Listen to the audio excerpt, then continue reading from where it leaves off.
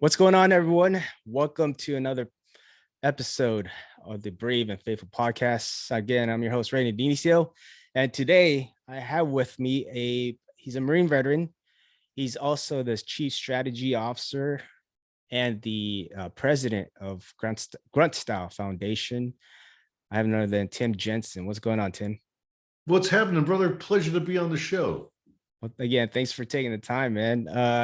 So before we get started with what you're doing now with Grunt Style and all that stuff with the foundation, just share with our audience a little bit about your military background. I mentioned you're a Marine Corps veteran. Yeah, absolutely.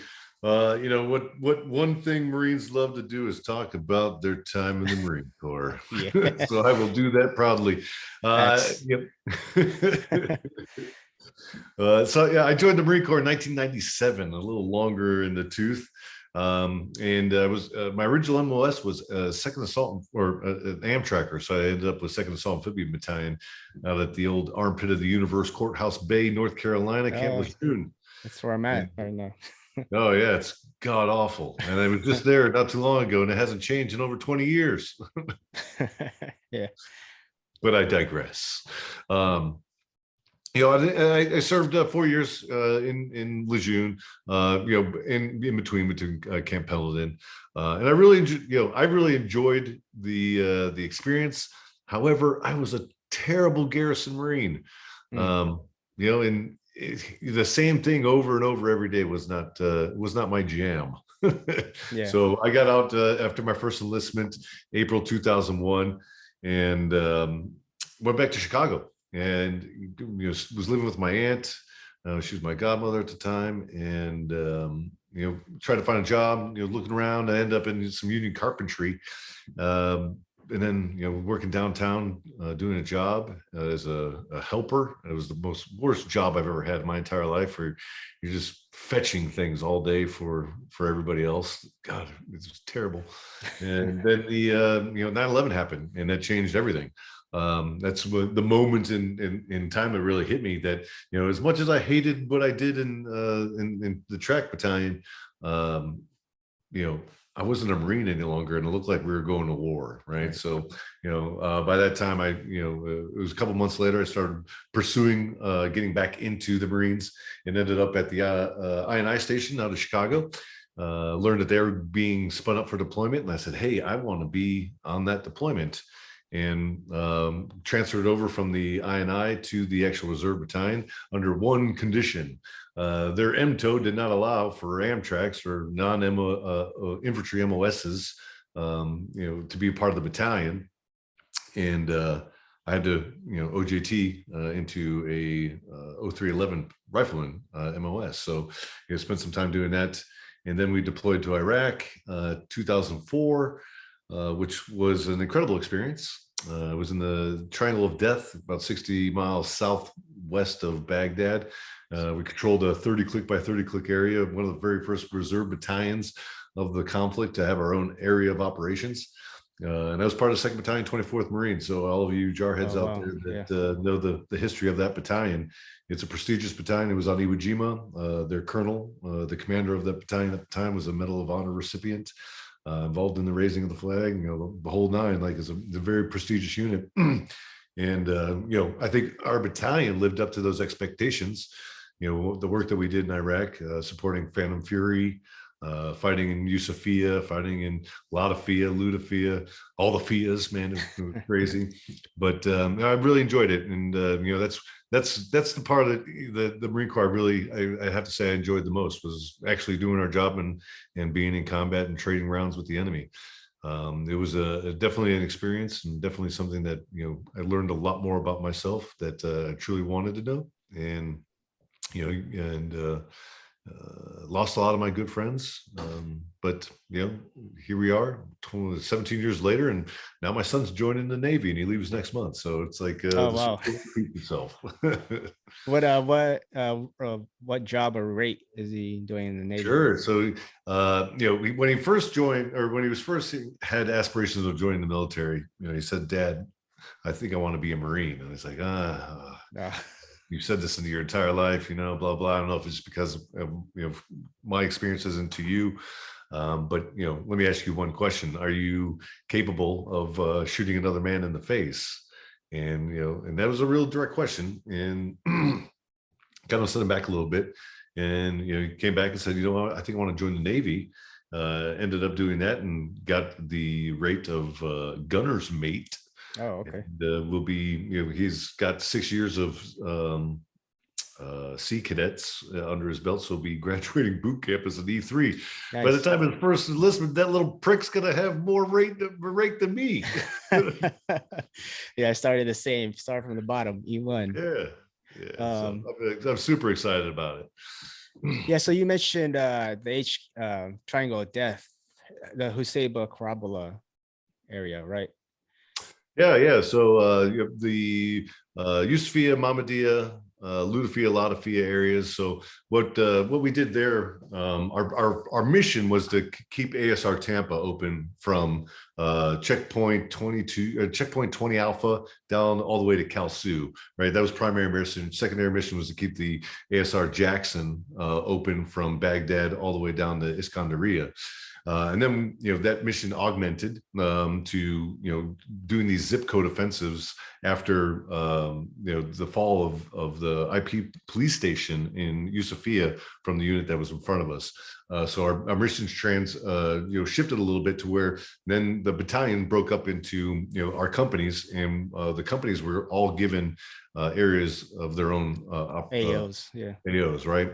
So Fox Company had Yusufia, Golf Company had checkpoint 20, I think it's 24 Alpha. You had all the line companies. I was a weapons company Marine, and what they did with all the 51s, the 31s, the riflemen, they turned us into cat teams, right? And then gave us a special mission called Mist. I think it was the first iterations of what happened later, throughout the conflicts of Iraq and Afghanistan. But we called ourselves mobile strike teams. And what we were doing was the line companies would go out, do all the work, collect the intelligence, pass it up to the head teams, blah blah blah. All the action gets processed, and then it comes down to us in these strike teams, and we would go do cordons, we do hits. A lot of HVT missions in the middle of the night, 3 a.m. missions. It was a very interesting job, and we're running alongside some of the coolest 3-letter agencies and special forces guys. And here we are, just a bunch of reserve Marines, like, wow, this is pretty cool. Like, there's some guys over there, and going to pick up force recon guys from Kalsu and dropping them in a fucking hit, and doing stuff over there. It was absolutely incredible. Very eye-opening experience. It's kind of interesting now to see the boy having my son having aspirations of that and wanting to continue in those footsteps, even though watching his father the last 17 years of his life 17 years of his life struggle with all the things that came home with me. And and I think that speaks to the spirit of what the idea of being American truly is that for those that truly care about this country, they're going to find a way to provide the service or be of service to it. Yeah, I think speaks highly of your son as far as like him wanting to serve, right? And like the value of serving others. And like you mentioned, even though you the things that you struggle with during that deployment, he still aspired to give back to the country, right? So kudos 100%. to your son, man. Well, thank you. He's a good boy. Yeah. So I mean, like, so you had left the Marine Corps, but came back after 9/11, and then you served and did your time and during deployments and things like that. So what was next after that? After you came back from the deployment, were you planning to get out again and like transition back to the civilian world? Like, tell us about that. Yeah. So, what was happening at the time was we got back, we did all of our transition, and reservists out of Chicago, and we had some Broken Arrow Marines from Oklahoma and some other areas, and we all went our different ways, right? And that's kind of way the reserve thing goes. You're activated and you're deactivated, right? I've never experienced that. I was like, wow, kind of cool. I could do this forever, right? And that's what I was hoping to do until I found out like the next deployment was going to be a fob security. I'm like, what the hell are you talking about? We're combat Marines, man. Right. We're like direct, and we're not fob security. So I chose to get out, and I didn't want to participate in that, and because that's just trouble waiting to happen. Yeah. Marines sitting on a base for 7 months and with nothing to do. They'll always find a thing or a way to get in trouble and things to do. And that's, kind of what happened. So, so I got out, stayed in the carpentry for a little while. I did that job till I was in it total about 8.5 years. Okay. And got out because I wasn't being challenged. I think the more and more I think about it these days is I wasn't being challenged enough. I didn't like having to carry the weight of other people in a purely footage driven game, meaning that every day I came into work there was a certain amount of footage I had to hit, or I wouldn't, it would be a bad day, right? And I didn't like working like that, so I ended up getting out using my college post 9/11 GI Bill, and sent myself to school. Graduated cum laude with a bachelor's degree in game theory, game design, and never used it. But I use it now because I'm doing some side stuff to where it's kind of just farting around building stuff. But I think that what I got out of the whole college experience was a different way of thinking about stuff. And I don't think that I was ready for college when I graduated high school.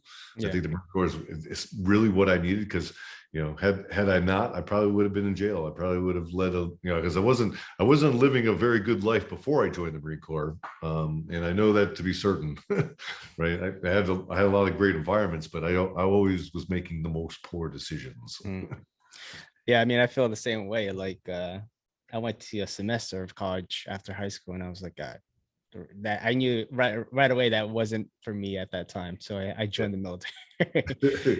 Yeah, absolutely. And I think again, like learning all those characteristics. In the Marine Corps, typically you learn all those characteristics, those values, right? Yeah. It's printed on our red card, honor, courage, commitment, which I still have.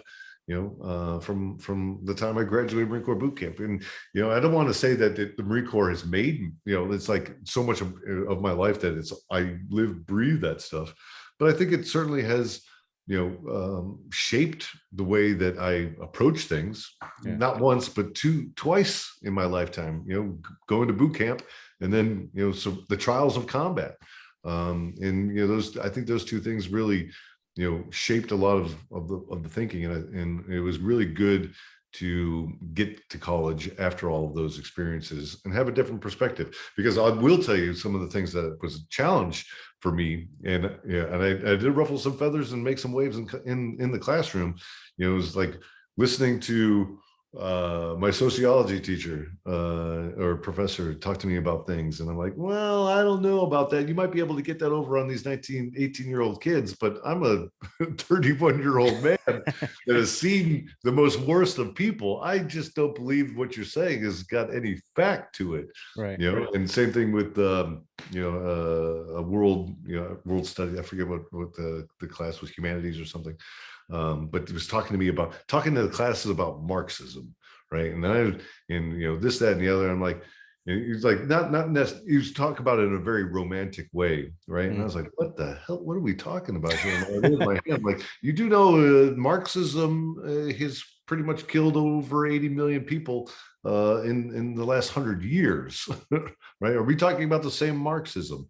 And then he later on to dress me down in front of the entire class, saying that my ideals and my beliefs are more suited for the Republic of Iran than the United States of America. So, it was enlightening to see what is being taught in the world around us.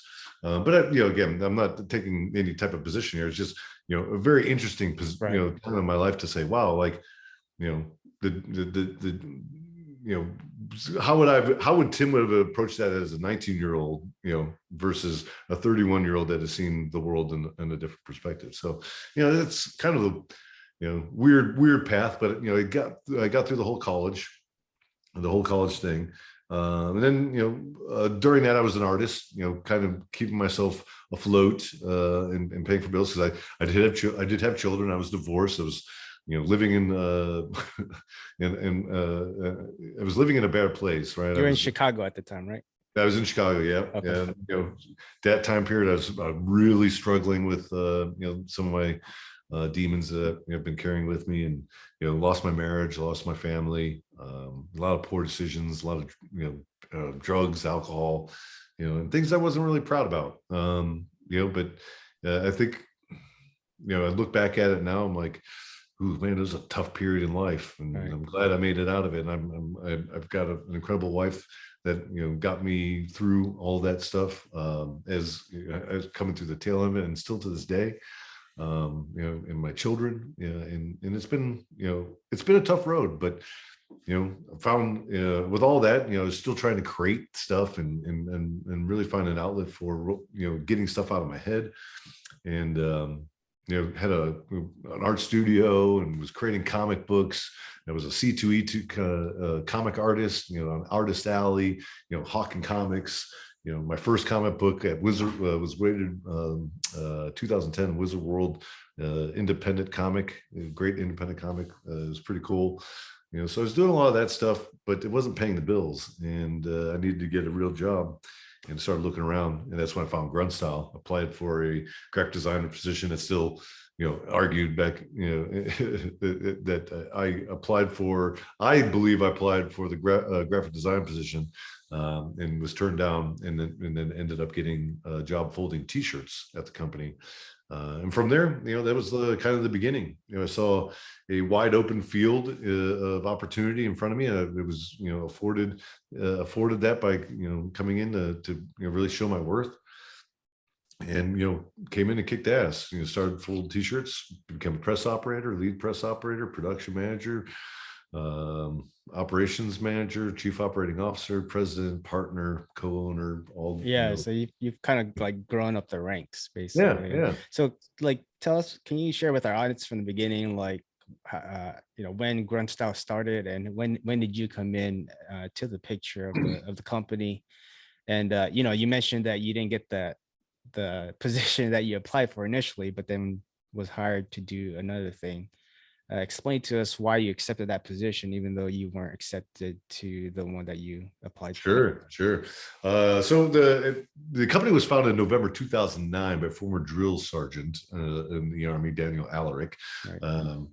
And it's grown into this incredibly large operation than what it is today. I think when I came on, I was around 5 or 6 of number of employees at the time within the company. And it was a really tight, small, cool crew, man. It was like, the very beginnings, we're all operating on this very small office space, and sitting on top of each other, pressing shirts. And if we did 100 shirts in a day, it was like, my God, let's go to the bar and party, right? But to answer your question on why I took the job, that's a great question.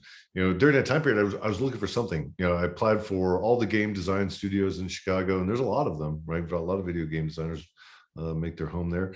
I didn't get anything, man. It was a very tight industry at the time, and still is to this point. And to be completely honest, I didn't think that my art was up to the qualifications of game design at that time period, right? So just being honest with myself, I could do that now, looking in retrospect. But and I was getting down to the point where I'm putting applications at Toys R Us to work on their docks, right? And this is before Toys R Us went bankrupt. Yeah. But and I was getting told by those individuals, I'm overqualified. I'm like, man, I just need something. So when I was driving home after that interview at Gruntstyle, I got a phone call from the founder, and he's like, "There's something about you that I know you applied for this job, and but you didn't get it. But I would like you on the team."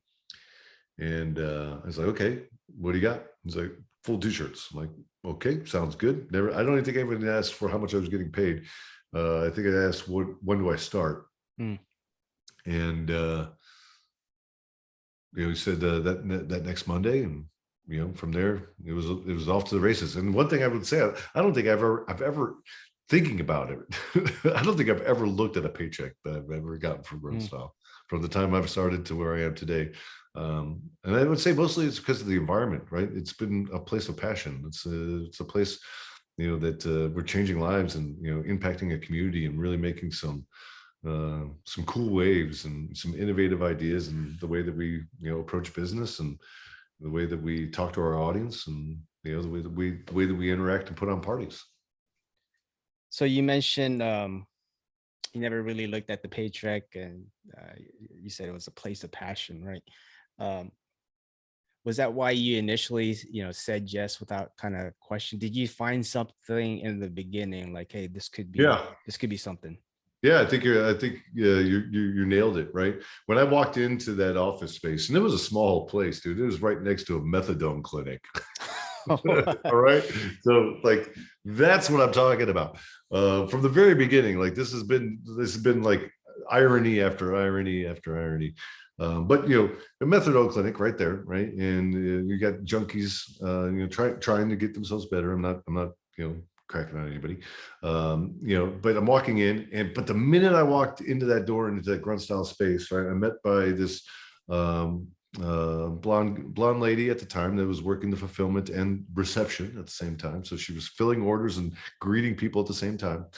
And from that moment, I knew that this was the place where I wanted to work, right? I felt it. You ever walk into a space and that space just captures you? Yeah. Like there's something about it. Like, man, I just feel really comfortable here. I feel really good about this. Like it's throwing some good vibes at me. And that's how I felt. And, and at that moment in time, man, I thought I had that job in the bag. Like what I knew what I could bring to the table as a designer for what the need was. I was like, man, I got this. So I'm walking in head high, shoulders back. Maybe a little arrogant, but I walk in and I control the room and I controlled the interview, right? As I thought I knew how. But it didn't go my way, right? And I was heartbroken. I was like, for the first time, that was the first time I will tell you in my life that I was told no, right? From a job perspective, right? But it's like, wow, that was like a kick in the shorts for me, and so. But when I received the call, I was like, "What the hell does he want?" He just told me no when he called me, right? So I was reluctant to pick up the phone. I'm glad I did, because had I not picked up that phone, I wonder what life would be for Mr. Tim Jensen today. Yeah, so you did pick up the phone, right? And then, like you mentioned, you started initially folding T-shirts, and then basically started working your way up. How from that time that you initially started to now, how has that experience been, and what are some of been the challenges that you face within the company, within Gruntstyle? Yeah. Well, I think some of the biggest challenges that we've experienced over the years is just growth, right? You having to manage growth in so many different factors, so many different ways, from finance to labor to culture to supply chain to logistics, to all these different mechanisms that make your business, right? And we're not talking about an overly complicated or very complex rather. We're not talking about a complex business. We're a T-shirt company. At the time period, that's all we were doing: T-shirts, right, hoodies, maybe a couple other small ancillary things. But it wasn't. I mean, we're talking less than 100 SKUs, right? These are completely manageable. Today, here we are. I've got 4,000 SKUs, 500 employees, managing 2 states, managing a brand, managing all these different aspects on a much more global level, right? That is, and here 9 years ago, my friend, I didn't know anything about business. You would ask me to produce a profit margin. I'd be like, what the hell are you talking about? Yeah. Well, it's like you kind of learn as you go, right? Nobody knows what they're getting into, what they're doing in the beginning, but then and you're right. It was a lot of trial by failure, and that's the biggest secret here, guys, for anybody that's listening, right? For those of people that are successful, trust me when I say to you that they have more failures than they have success, right? Yeah. The success that they have is because they failed 1,000 more times than the one time that they actually made it work. And I can say that because I've experienced it. What we've done and what we've been able to build here is a product of a lot of failure. And it's a lot of learning, and largely, up until 70, $80 million, it was myself and the founder really, strategizing and thinking and building, stacking these blocks and building these things.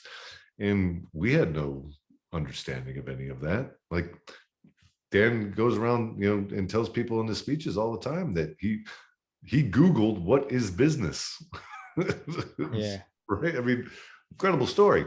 So, that's what it is. Like, just don't be afraid to try things, right? There's risk, there's being risk adverse, right? But then there's innovation, right? Trying things that you just don't know what the outcome is going to be. You have an idea what it possibly could be. It's a concept, Right. but unless you try it, you're never going to know, right? So that's how we built the business, is trying things we didn't know. For instance, I'll give you a great example. The business didn't start off as a screen printing business. The business started off on Plastisol thermal heat transfers.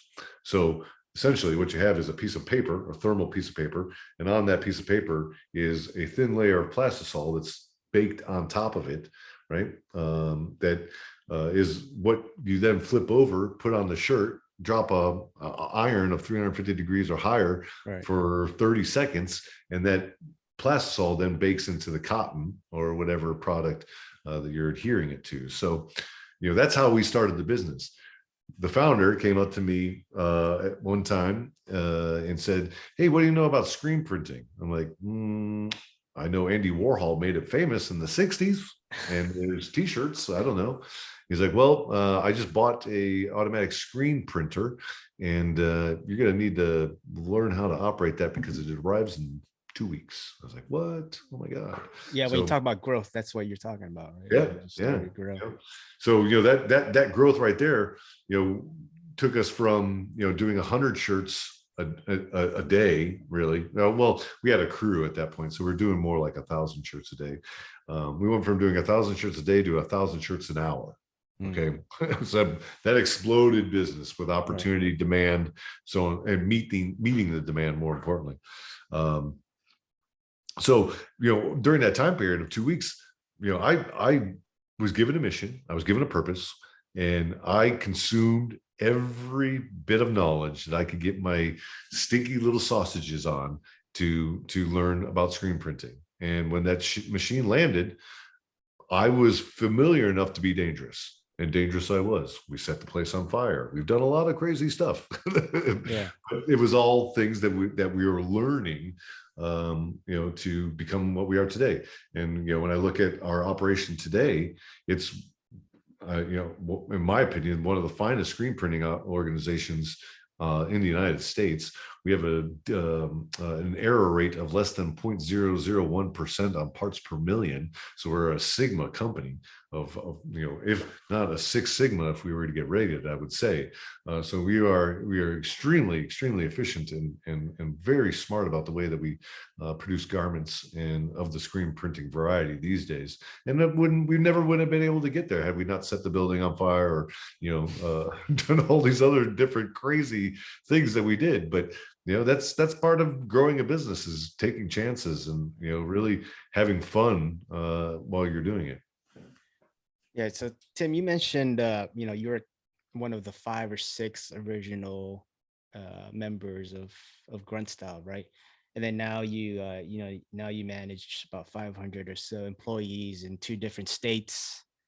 What would you say, like, since you've been a part of this company and this brand, what would you say has been the most rewarding moment or experience you've had so far? Man, there's been a few. There really has. One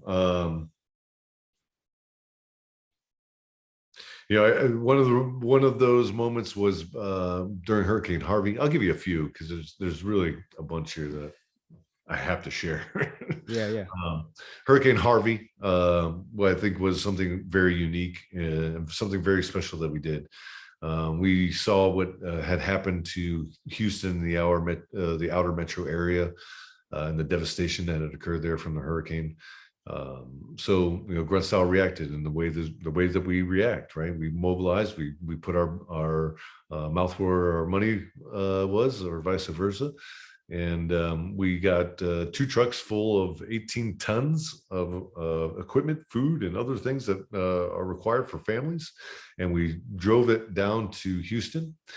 Then we pulled people out of houses down there, navigating boats, keeping houses safe, providing security. All that was being led by the founder. It was incredible. And then we went to a town called Rockport, rebuilt that whole town, invested $250,000 in rebuilding their children's center. It was the centerpiece of that town where everybody would go after school. And we spent 3 months there. A lot of my time was spent there rebuilding that place. It was actually quite fantastic. Something else that we did, back in 2013, one of the very first events that we did, and I participated with our Gruntstyle, was during the sequestration, when the government shut down all the museums in Washington, D.C. We were part of mobilizing 15,000 veterans to descend upon the Capitol, and we removed all those barriers. A lot of those, honor flight World War II veterans are coming to see the World War II memorial that was on this 1-year anniversary. So we made that happen for those gentlemen and gals, and we carried all those barriers to the White House and threw them over the fence of the White House lawn. And the next day, they opened up all the monuments, and they didn't do that anymore. And then, lastly, what we're doing now, I think we're on the eve of passing some historic legislation with toxic exposure in burn pits that have been killing thousands of our brothers and sisters over the last 20 years. And, I've been working alongside some incredible people like Rosie Torres and John Stewart, getting this bill to where it is, which, for a long time, people didn't think was going to happen. And, for many reasons. But here we are today, and looks like that's going to become law. And it's going to change the lives of 3.5 million veterans across the United States that participated in the global war on terrorism, and Vietnam, and the Marines that were poisoned at Camp Lejeune during the late 80s, and a whole bunch of other things. And it's quite fantastic. It's quite incredible. And this is why the brand exists, is to make sure that, we're giving back to our community in ways that transcends, a transaction, or it is a brand piece. We're actually making things better for our community and for the future warfighter that never has to deal with their, my entire command is dead, right? My CO, my XO, my best friend, all died from toxic exposure. And I know a few other guys in my unit that are dying right now. It's like, well, what is going on? Didn't we learn this from Vietnam, ladies and gentlemen? Yeah. So, Tim, I mentioned in the beginning, you're the president of the foundation, the Gruntstyle Foundation. Can you just share with our audience a little bit about, what you guys are doing with that, and how that is helping, not just the military veteran community, but people in general? Right. No, I think the foundation is a great opportunity here, right? And what you're starting to see is a lot of these veteran brands, that have been around a long time, are starting to create their own foundations, right? You have Black Rifle Coffee Company that's created the BRCC Fund. You have Nine Line and the Nine Line Foundation. You have Gruntstyle and the Gruntstyle Foundation, and they're all doing great things within the community. Where Gruntstyle Foundation is putting its attention into there's a few areas. We call them our 4 pillars, which is mental health and wellness, veteran sustainment and security, veteran sustainment and transition, food insecurities, and veteran homelessness. Now, you can't address any veteran homelessness until you swim all the way upstream and start tackling some of the areas before they become homeless, right? We all know that. But what are the programs, and what are the things that you're getting involved in that really make those impacts, right? So with our work that we've been doing with the toxic exposure and burn pits, we understand that there's a great need for alternative modalities of healing for individuals. So we have a hyperbaric oxygen chamber program that we are giving out to 12 veterans this year. We have already distributed 5 of them, and we have 7 more to go for the remainder of the year. And what we're doing, what the oxygen chambers are doing, there's great science that's coming back just recently on the CTE, NFL players that are suffering traumatic brain injuries, which is called CTE in that area. They're finding gray matter regeneration. They're finding new synapses that are happening in the brain due to this oxygen-rich pressurized environment. So that's quite fantastic, and is very, very closely related to the concussions and percussions of veterans exposed to IEDs and explosions at very near distances.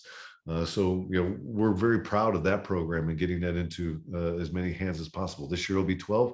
Next year I'm hoping it'll be 100. I hope maybe even 1,000. It all depends on how we can connect with individuals to really grow that program.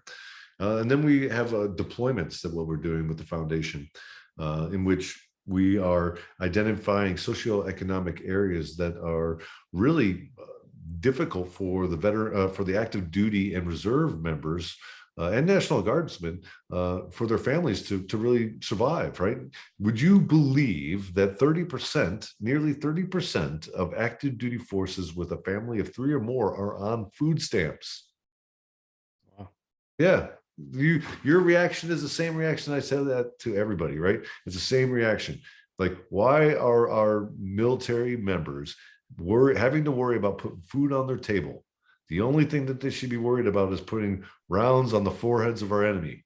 That is it, right? And so in the meantime, we need to do something about this. We need to make a difference. So what we are doing is we partnered with organizations across the United States to bring food to these areas. We are bringing commodities and everyday items for a family of 4, with the idea of putting $500 back into the family and with giving them all the needs that they would need for 30 days. That's food, that's toiletries, that's sundries, all the things that a household of 4 needs to survive for 1 month.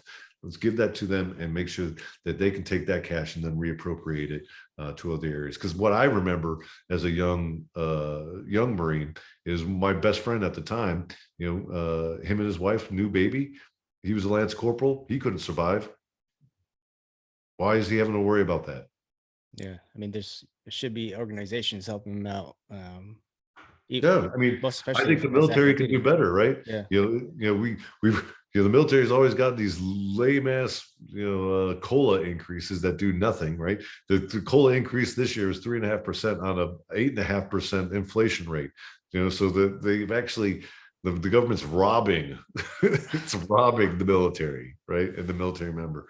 So I mean, so we need to find unique ways of doing that. So is our problem going to solve this solution? No. Right. So we have to solve the problem.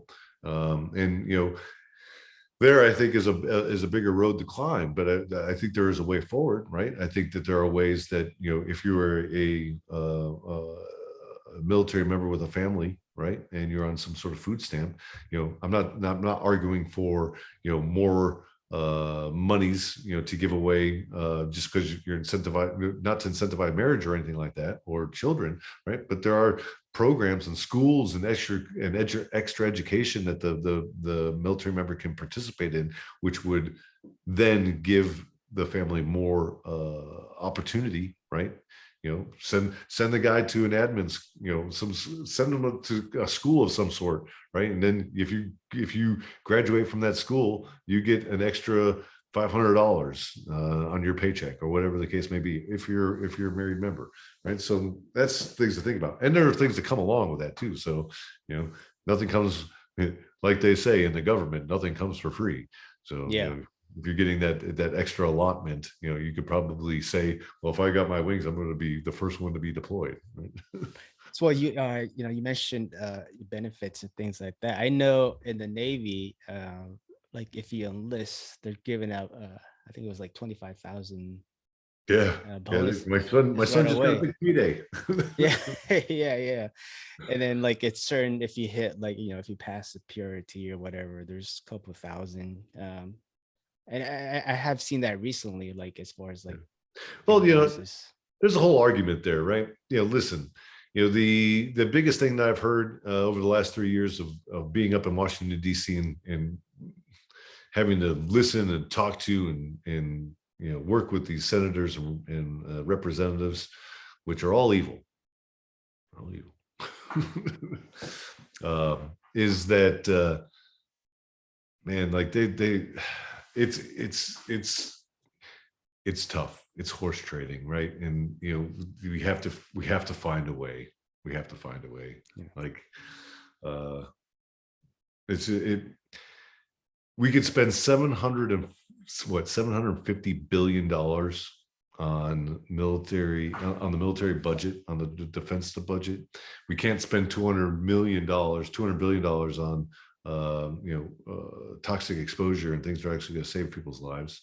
But we can spend $750 billion on taking other people's lives across the globe. I just don't get it, right? And we can't pay our military members enough to keep their families nurtured and well fed. What are we doing? Like, come on. This is not like we're not even meeting Maslow's hierarchy of needs here. That could be another full-blown 2-3 hours of talk that we can go Certainly. Yeah. But Tim, before we go to the second segment of the podcast here, what's one thing you want our viewers or our listeners to take away from this episode? I think the one thing that I would say everybody should understand is that if I can do this, anybody can do this. I'm telling you, there's nothing special about Tim Jensen, right? It's the only thing that I have that I would say others just choose not to participate in is a little bit of discipline and a little bit of grit. Everybody has those two characteristics. It's just how much are you willing to grab and reach down and get it, right? That's what makes the difference. So don't ever talk yourself out of saying I can't do this, or I don't have the qualifications, or I'm not qualified. If you can do anything you want. Nobody's qualified to begin with. Right. Yeah, that's right. Start from somewhere. Exactly. Like I'm an executive that runs a 130, 150 billion dollar brand. And I look at other businesses and other people that are of the same caliber, right? And I look at them and they look at me, and we all don't know what the fuck we're doing. It's a good point, man. Good point. So Tim, going to this is the second segment of the podcast, what I call the Fast Five. So these are the same 5 questions I ask all my guests. Are you ready? Send it. All right. So first question, what's one hobby you enjoy? I like doing creative things. So it's not necessarily one particular hobby. I think it is the hobby of being creative. So I like to paint, I like to draw, I like to do illustrations, I like to write. Right now I'm teaching my daughter and a couple other people of the family how to do oil painting. Newsflash, I don't know how to do oil painting. There you go. Start from somewhere. Right? But you got to start from somewhere. Yeah. And I've watched enough Bob Ross to say, I could probably put some oil on some canvas, but I don't know what it's going to look like. Yeah. But that's it. So I like doing creative things because for the longest time, as long as I can remember down to my earliest memories, I've always had something, like I've had to put something. I have to draw it, or I have to color it, or I have to express it through some sort of art like that. I've got paintings back from when my mother saved, back to when I was 4 years old, right? And I've been creating all this stuff, and I've just kind of really been attached to that all my life, and it's just been a great outlet for me. That's awesome. You got some like going back that far. So yeah. Second question, Tim, if you had to choose one person to hang out with for one day, who would it be and why? Yeah, that's a great question. And I don't want to come off sounding narcissistic or anything like that, but I would honestly like to meet myself from the future, just to see how it all turns out. Just to see how everything's going in the future. Right. I want 80-year-old Tim to look at 40-year-old Tim and be like, dude, like you're freaking out about nothing. That'd be an interesting conversation right Yeah, there. totally. Totally. All right, Tim, next question. Recommend a book for our audience to read. Oh man. I think I struggle with this one because I'm not a reader, right? And I don't listen to books. I don't even remember. I don't I think remember. you had a Violent but True Oh, yeah. Violent but True Bedtime Stories, the Stories. book. If you know anything about Violent but True Bedtime Stories that I do over there at Gruntstyle and gruntstyle.com, you're going to love the book because it's fantastic. And the first one is done on, this is a total sales pitch. But Violent but the True first, Bedtime Stories. yeah, the first one is done on Master Sergeant Roy Benavidez. If you have never read his story on how he was awarded the Medal of Honor, my goodness, ladies and gentlemen, you want to talk about the most rawest story that you can ever read and true Americanism. You're talking about a man that's listening to his team get slaughtered over the radio in freaking Laos on the Ho Chi Minh Trail, gets on a helicopter, gets somebody to take him on a helicopter into a hot LZ. The man's carrying nothing but a Bowie knife and his medical bag to recover and get his 12 Green Beret and ARVN men out of conflict and back to the FOB after sustaining heavy injuries. My God, ladies and gentlemen, you have to read this story. If it's not Violent but True Bedtime Stories, the book at gruntstyle.com, pick up, Google it, Wikipedia it. You have to, because I'm telling you, Master Sergeant Roy Benavidez is the story of our spirit, of what America truly is, and why we will always put ourselves in harm's way. Yeah, that's just a crazy, when I first read crazy story. All right, Tim, what's your favorite quote and why?